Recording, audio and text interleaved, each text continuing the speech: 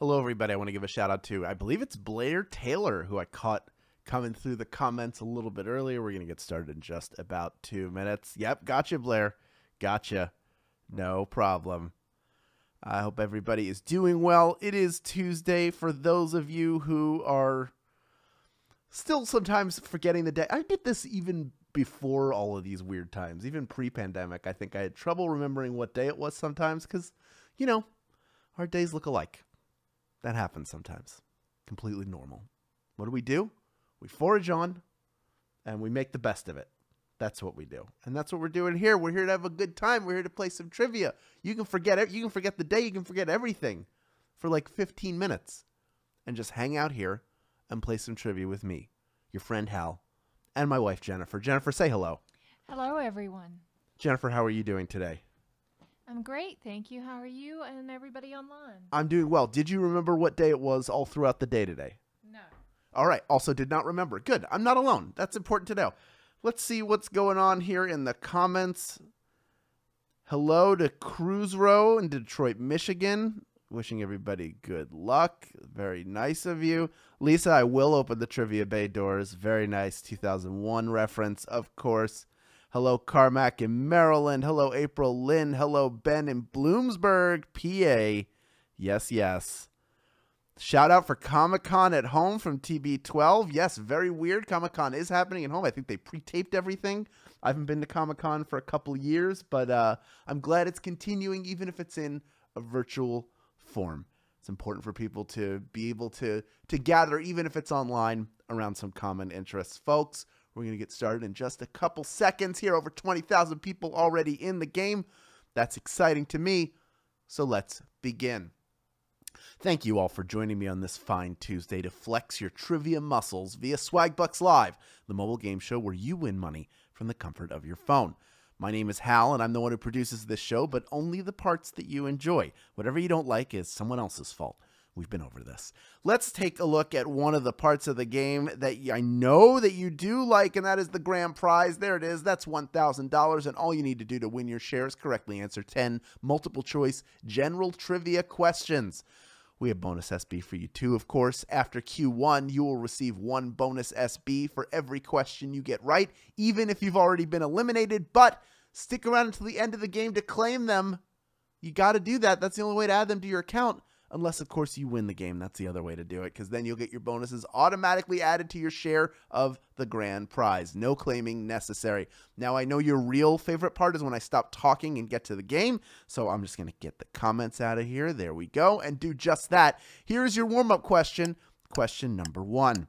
Which of the following is not a standard ingredient in chocolate chip cookies? Is it vanilla, flour, or tomato? Which of these do you not normally find in your chocolate chip cookies?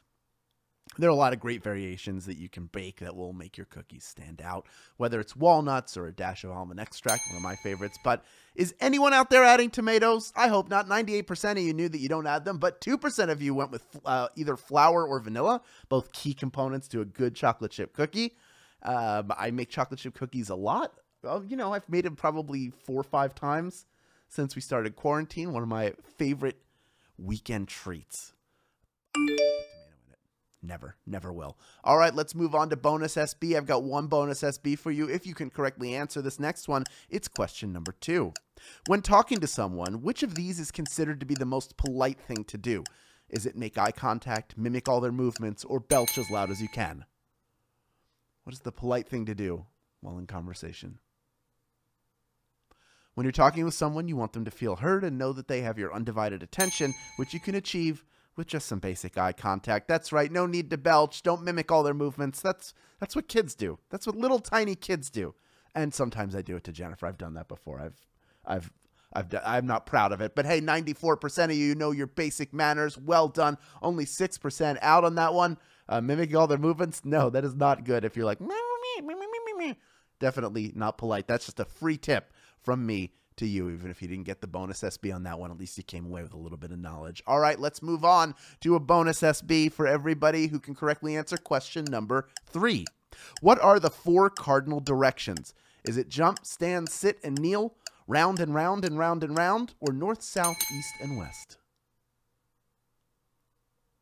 What are the cardinal directions? The term cardinal directions is not a reference to the Catholic Church. It comes from the Latin word cardo, which identified the central streets in city. And those directions are north, south, east, and west. Yes, of course, they are the cardinal points on a compass. 97% of you getting that one right. Well done. You're running through this game. You're rocking and rolling. You're bopping and strolling. Doing so well. Very proud of you. Let's move on to question number 4. I'll tell you what, I'll give you a bonus SB if you can get this one right. Here it is. Who was the first president to fly in an airplane? Was it Franklin D. Roosevelt, Abraham Lincoln, or Thomas Jefferson? First president to fly in an airplane. It was one of these 3. The trip was taken in a Boeing 314 flying boat dubbed the Dixie Clipper and transported our president to a World War II strategy meeting. Franklin Delano Roosevelt was the one who took that trip. 91% of you getting that one right. You probably picked up the context clue. Airplane, which did not exist until the early 20th century. Abraham Lincoln, a 19th century president. And Thomas Jefferson, he's president number 3. Just ask Daveed Diggs, who played him on Broadway. He'll tell you the answer to that. 10% of you with the opportunity to rejoin. A bunch of you doing that. Pretty much everybody who got out is back in. That is what I like to see. So let us move on to one bonus SB in question number 5. Here it is. The Tempest Prognosticator could supposedly predict the weather with the aid of what?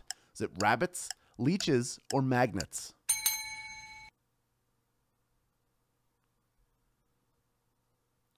Here's a tip. Didn't work. Okay, so here's how this was supposed to function.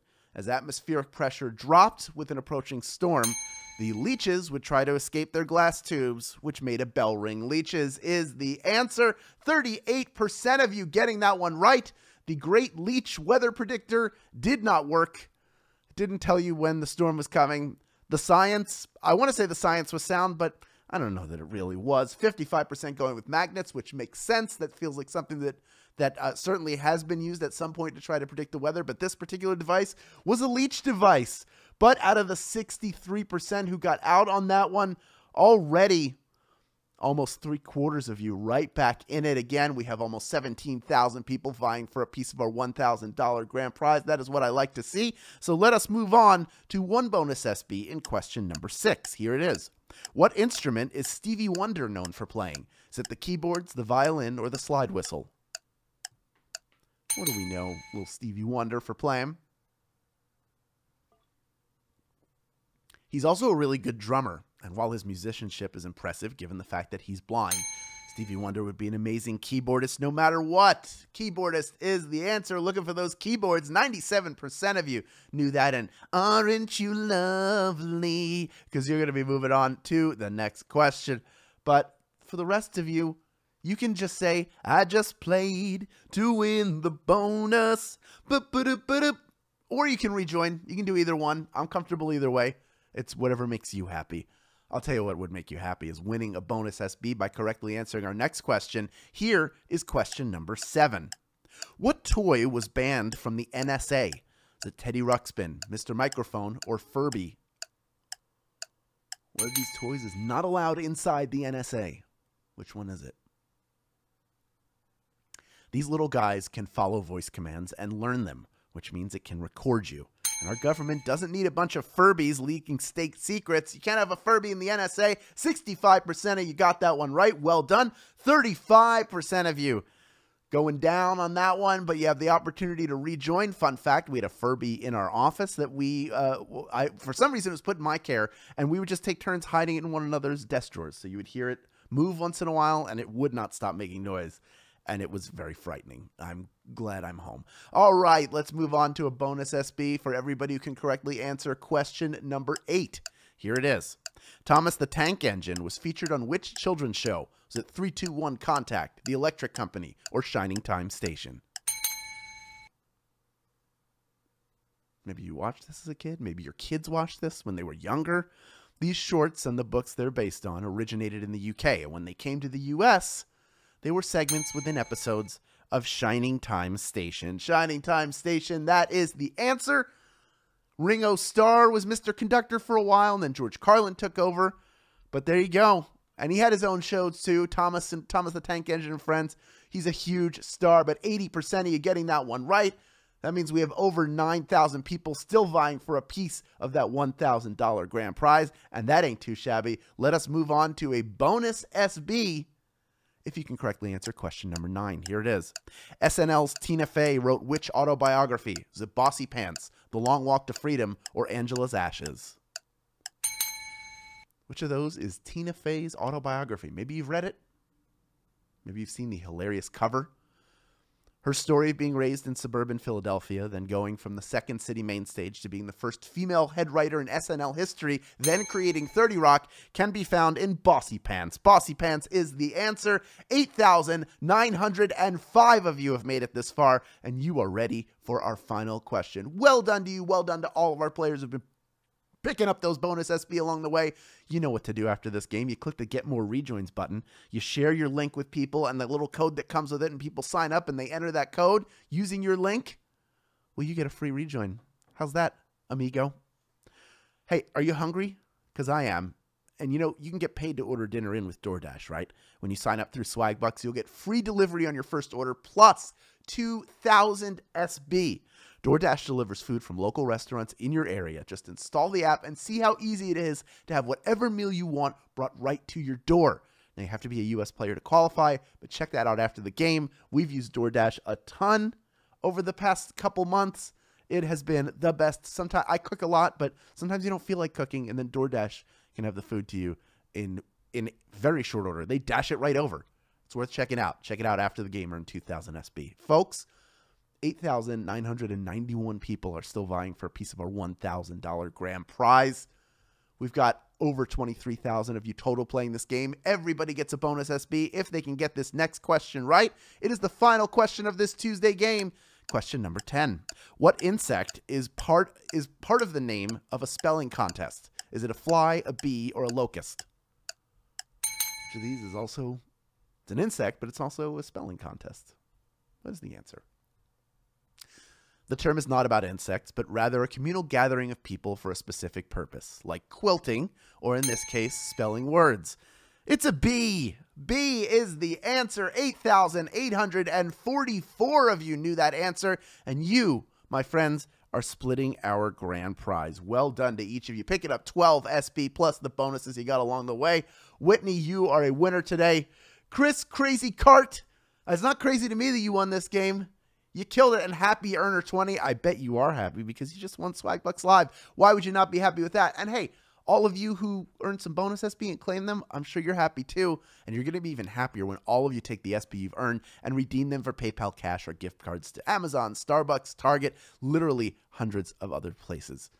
All right, that is it for this one, folks. Thanks for playing along and, of course, winning. That's what it's all about. I'll have a new game for you tomorrow. Same bat time, same bat channel. This has been Swagbucks Live, and I am out of here.